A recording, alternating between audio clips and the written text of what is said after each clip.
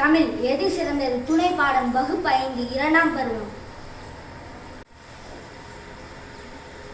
பரம்பரையாக வந்த செல்வந்த நான் அரிய சாதனை புரிவதற்கு 100 பத்தாள்கள் கொண்ட போட்டி ஒன்றை பரிசீலிக்கிறேன். யாராவது இருக்கிறீர்களா? இருந்தால் வாருங்கள்.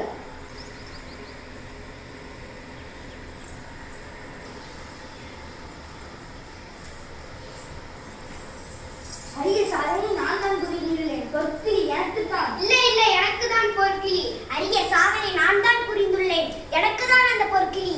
இல்லை எனக்கு தான் அந்த பொற்கிளி. சரிதானே, அதில் என்ன சிக்கல்? ஒவ்வொருவராக உங்கள் சாதனையை சொல்லுங்கள்.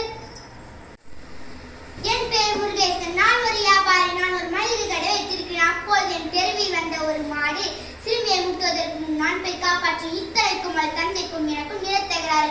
ஆனாலும் அந்த சிறுமியை நான் காப்பாற்றினேன். அதனால் அந்த பொற்கிளி எனக்கே சொந்தம். அரசியாளர், எனக்கே தந்து விடுங்கள். என் பெயர் கண்ணன். நான் ஒரு கவிஞன். பல பாடல்களையும் கவிதைகளையும் இயற்றியுள்ளேன். ஒரே இரவில் உலகம் வியக்கும்படியாக 100 செயல்களை படைத்துள்ளேன். மக்கள் எல்லாரும் அதை விரும்பி படிக்கிறார்கள். ஓர் இலக்கில் சாதனை அல்லவா? எனவே பொற்கிளியை பெற முற்றிலும் தகுதி உள்ளவன் நான். அரசியாரை, அந்த பொற்கிளியை எனக்கே தந்து விடுங்கள்.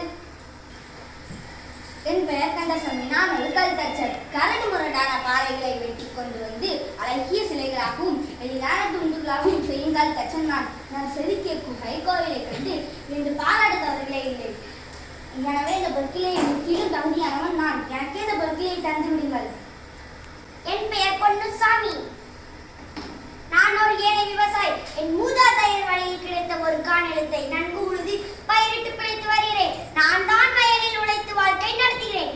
நான் மட்டும் தான் பாடுபட்டு வேலை செய்ததால் கடந்த ஆண்டை விட இந்த ஆண்டு 3 மடங்கு விளைச்சல் கண்டுள்ளது. என் குடும்பத்திற்கு தேவையான நெல் போக மீதியை 10 குடும்பங்களுக்கு பகிர்ந்து கொடுத்தேன். ஒரு காணிலத்தை கொண்டு 10 குடும்பங்கள் வாழ்கின்றன. அதனால் அந்த பொற்கிளி எனக்கு தான் சொந்தம். எனக்கே கொடுத்து விடுங்கள் அரசியாரே. நீங்கள் ஒவ்வொருவரும் சிறப்பான சேவையை செய்துள்ளீர்கள். முதிய விவசாயி தமது ஒரு காணி நிலத்தில் 3 மடங்கு நெல் உற்பத்தி செய்து சாதனையை படைத்துள்ளார். உண்மையில் இது பெரிய சாதனை.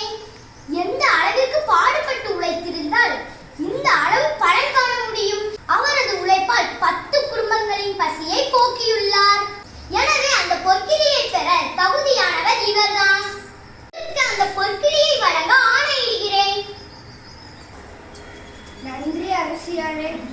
இதோ பொற்கிளி.